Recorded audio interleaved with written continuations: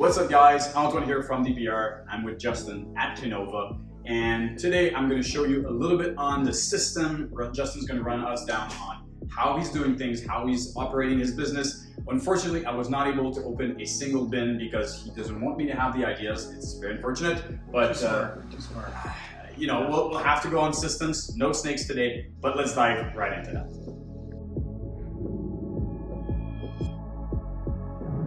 Yeah, this is it.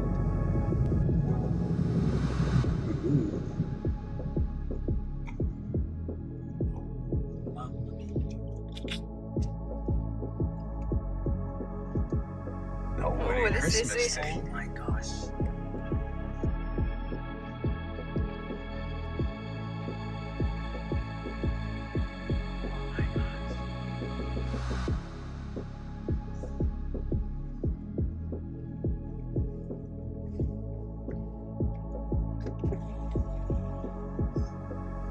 Hey, that's pretty cool.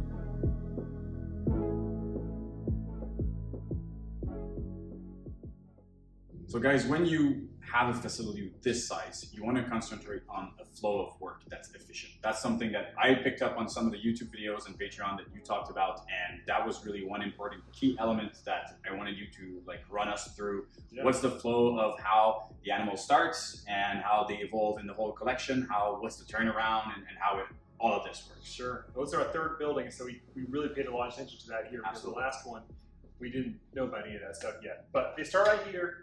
In the incubator, we have clutches, they're just full, and this is just a heated room, essentially. Incubators are kind of like aquariums. The more volume you have, the easier it is to control. So we have a lot of air volume in here.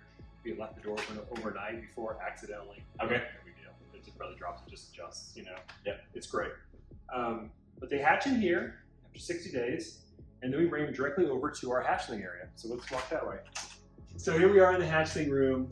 They come in here. These are all, they're put in by sequence. So it starts with the youngest animals and moves further and further around all the way to the oldest animals. And so they're in order by ID number. They're in order by age. So for age, it's really easy because you're feeding, you're going slightly larger meal sizes as you go further and further. And they're by ID number too. So if you're ever looking for a specific number, you know, it's like a library. It's in sequence. It's easy to find. People know what libraries are anymore. Yeah. Well, I hope so. I mean, if you're going to school, you know what library is. But if you don't know, check it out. Very useful tool. Very useful tool. Yeah. All right. So then they come over here, and we shed them out as a clutch here together. Before they get identified, we put them in the clutch. We get a label printed and put them all away. We weren't collecting sheds on these, so here's all the sheds all mixed together. These are hypo desert ghosts. Trojan, Trick, Yellow Belly, Spot Nose, all in the mix. Pretty awesome. Very, very interesting. Gorgeous. Maybe we'll talk more about that back at the facility. Who knows? For sure. So they go in here and they start growing up. We blue tape anything that we want to double feed because it might be a holdback or just an extra good animal. We feed it twice a week, everything else goes once a week. And they grow really fast. Yeah. And they end up right over here. How long would you say an animal would spend inside of this room here? 3 months maybe. About 3 months. Yeah, if it's a holdback. If it's a holdback. Yeah. Otherwise, it's sold, it's gone. Yeah. So they go here next, but these are only slightly larger. They're about, you know, maybe 20% larger. And they come over here next, and this is where we start tracking the weights. These are the holdbacks, the special animals that are moving into the breeding program long term. We're tracking the weights. We're doing the same thing we had in the past, lighting sheds on them, making sure we get the IDs perfect as possible, as accurate as possible. Yeah. And they go from here over into the subadult room. So incubator, hatchling, they're moving this way now towards the breeding area. Let them know they're in Kinova's facility. That's very important. Walk past the logo. Absolutely. We hold them up to show them. Then they know how important this is. So then they'll move over here, and this is where we start tracking the weights as well and growing them up as quickly as we can. You know, following their natural cycles of eating and not eating. Not everything is going to do great, and not everything. Some things are going to do fantastically well. And we're just growing them up. This is the whole subadult room, and some of them are going to just blow up and do amazing. And if they start doing amazing over here, this one got to 1,800 grams really fast. Wow. We went ahead and bred her on this side because sometimes, as you know, they get up to a certain size. You're like, oh, they're great. But as soon as you move into a bigger tub, they go off feed. If something works, don't change it. If there's a recipe for success, it happens there. And then once, let's say, the animal breeds, I would assume that this is when you flip it to the other side. So about 5% of our animals get bred here in the subadult side, just because they just grew up fast and it works out perfectly. But as soon as they become gravid, like she is 2.5 centimeter follicles right now, she'll probably be gravid in a month.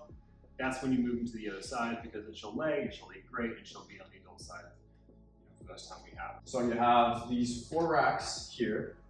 Would this one be also considered this whole section here? So these 6 racks, and then there's 2 racks here with a sink in every room to make it easy for cleaning, for work.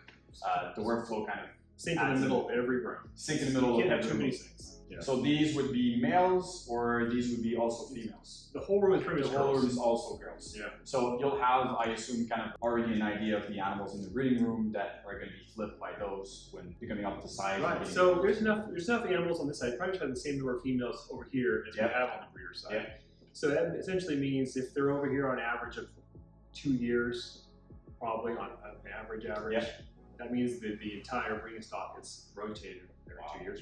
This is crazy. This is a concept that people have to understand more. That rotation of animals, like we were talking yesterday about not being too emotional. Sometimes it's easy to get attached to specific animals, like your first Batman, your first Pompeii, whatnot. And at some point, those animals they have to be relevant and have purpose in the bin. You were talking about real estate. That's really what it is. For what we do, that's what it is. So each animal in every bin needs to be relevant for your collection and have a plan moving forward. So it's like stocks, like the stock market. You move in and out of stocks. Yeah. Maybe you think something's great at one point, and then you're like, you know what? I was wrong about that. And other ones you have are fantastic home runs. And sometimes you don't get into anything you should be getting into, and you have to reset. Absolutely. It's always an adjustment. Always just playing as you learn. Just learning more. Totally.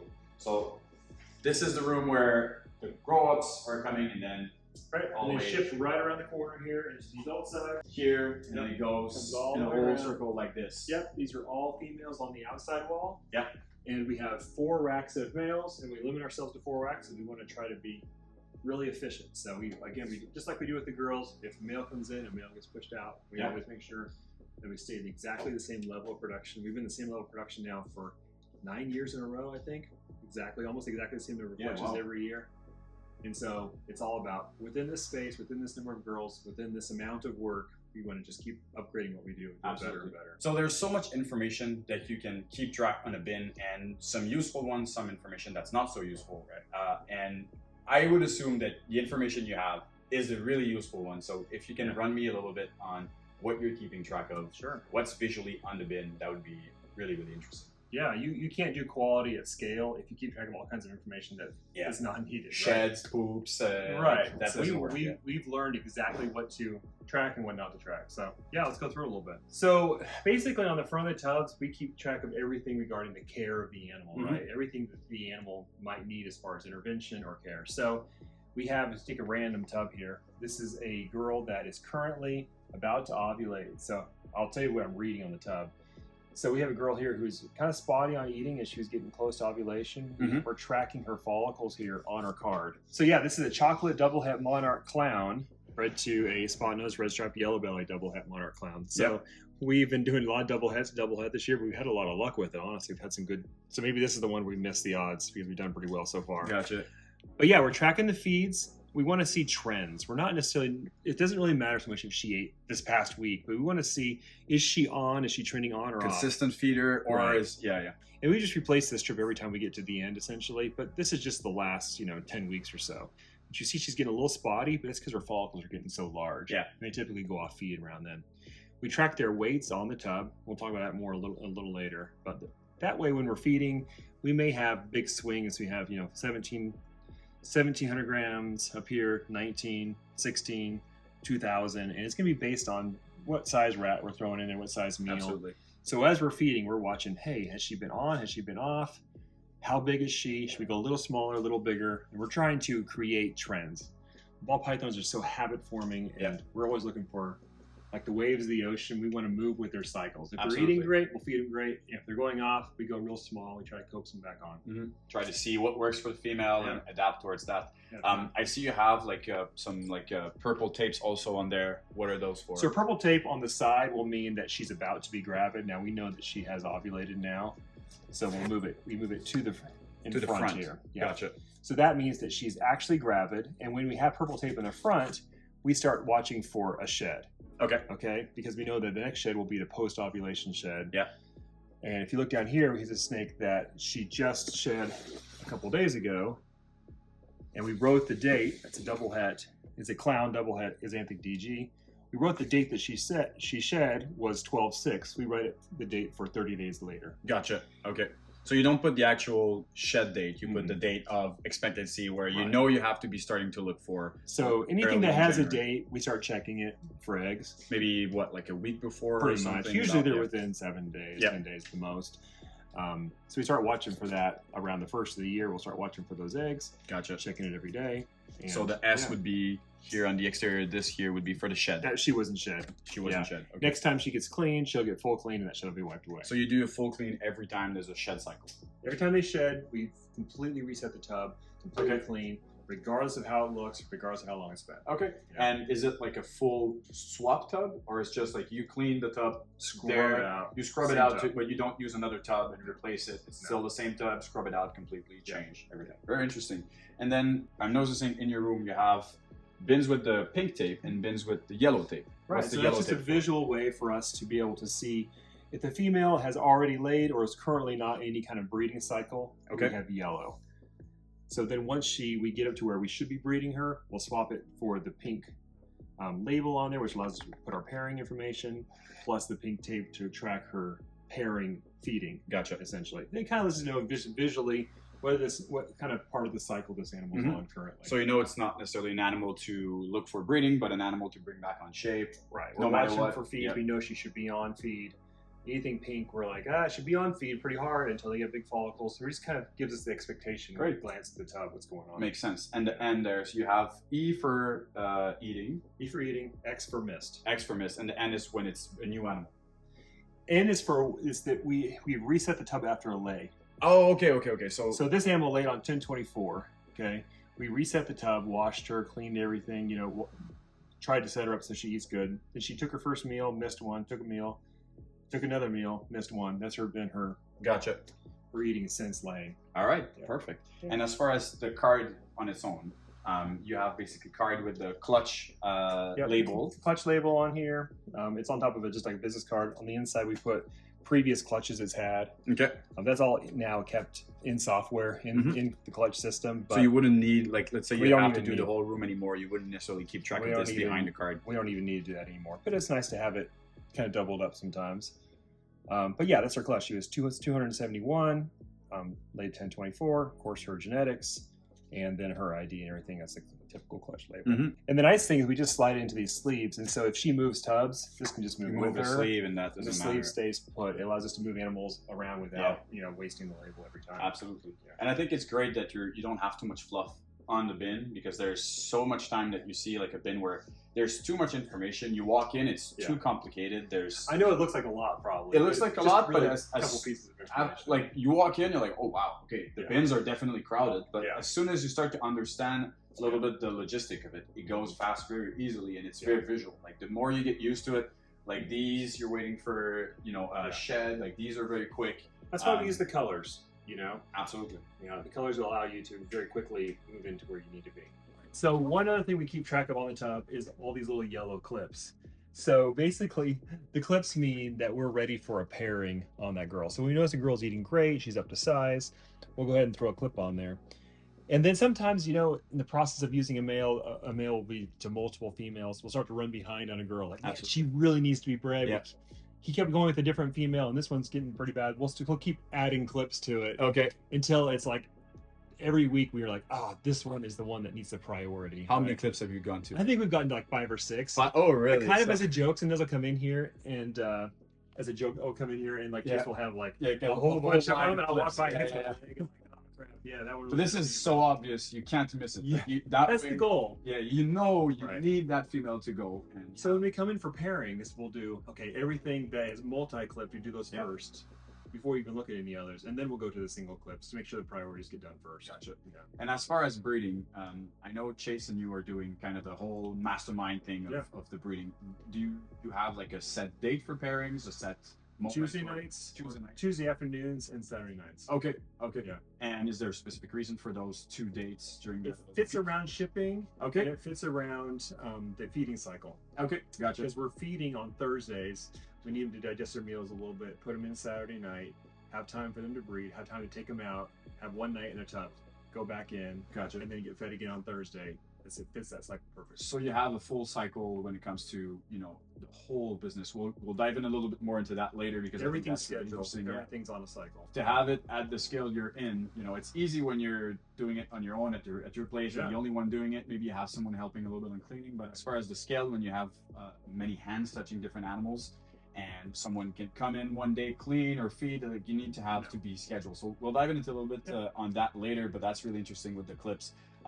That's one thing. Like I have my non-permanent, and I'm pair now. Like I'll put that on the bin. But when you have so many, you don't see it. Like across the room right now, I could see directly which bins need to be paired, and it's very, very visual. So I noticed also that you have in your male section, every project is kind of breaking down in columns and in sections. So when you go in, you can look at, I need a clown male all here. Right. Can you run me a little bit? So there's 2 ways we can do it when we're doing our planning. We'll come over here, we'll look at every girl individually and say, what's the most exciting thing we can do with this female? And so we'll be like, okay, she is DG, she's het clown, she's, pos het monsoon, which we don't have one of those yet, but we will someday, right? Absolutely. So we think, okay, well that needs to hit the DG monsoon clown project. Well, we're gonna go over here, we're gonna look at the monsoon column, okay? Or we can just pull it up in Clutch and look through the males on a list, but I like to visually look at them, look how big they are. It's nice to visually be able to and I want to see these weights. I want to know which ones are prime, or which ones are breeding, which ones may not be yet. So we're looking at this monsoon column and say, okay, we have a monsoon DG het, or leopard DG het monsoon, or monsoon het DG. Maybe that's a good route. Maybe we want to go the clown pie, the clown monsoon route. So it tells you where to look. You say, all right, you know what? None of these fit perfectly. I'm going to look at the DG clowns. And then we'll test for het monsoon or something. So we come over here to the hypo DG clown section, right? Which is pretty big, a lot of hypo DG clown stuff. We're going to the sunset. So it just tells you where you can walk Yeah. as you explore through, and you kind of go down through and just think, what would that lead to? Is this leading to something that we're excited about? We already have some of this. Yeah. You know, where are we headed with this thing? So. And you have some key also, like the new ones. Those are new males that. These are new males that this is an indicator for Chase and I that if this male will breed, it will replace what we're currently using. Gotcha. Okay. So we're looking here. So we're looking at this column. We're like, okay, we know our two best males are going to be right here. These are the ones coming up.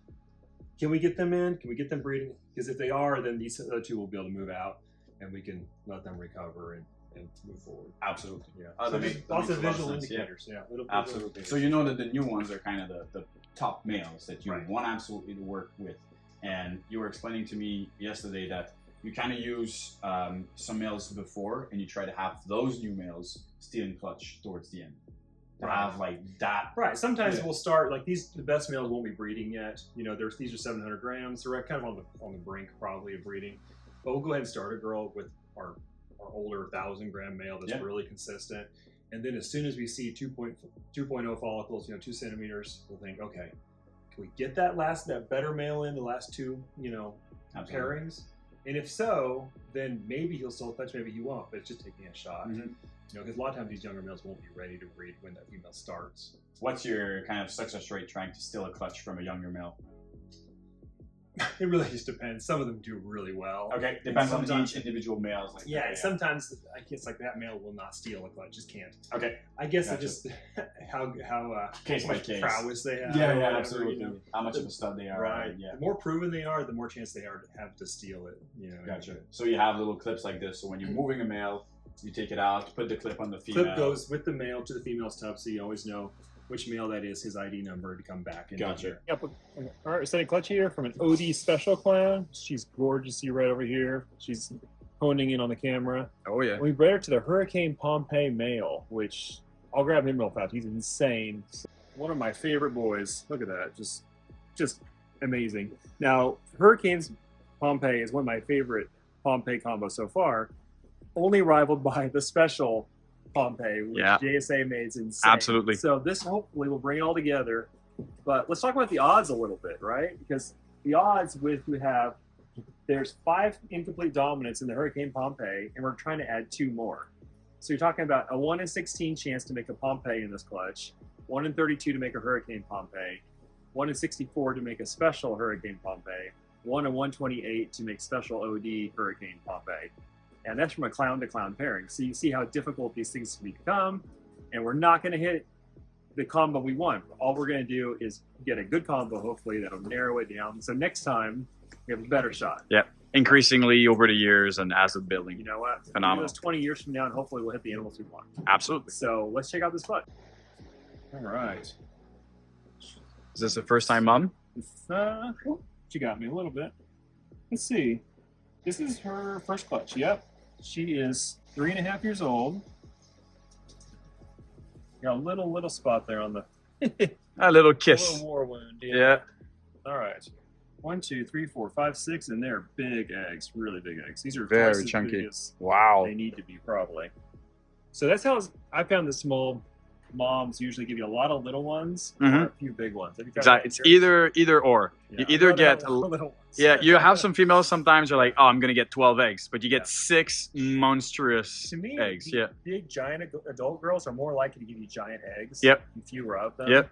And these little girls, I find that sometimes they'll give you a nice big clutch of little eggs. True. But not this one. This is Yeah. just This is big old the eggs. opposite. So, put her back. Let her. Bring this back. Wow.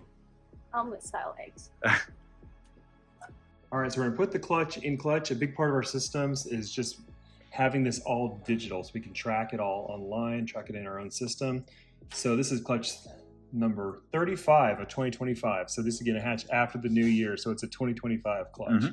So I'll put in her ID number. So OD Special Clown, that's the girl. And then Hurricane Pompeii, 6-1. And there he is.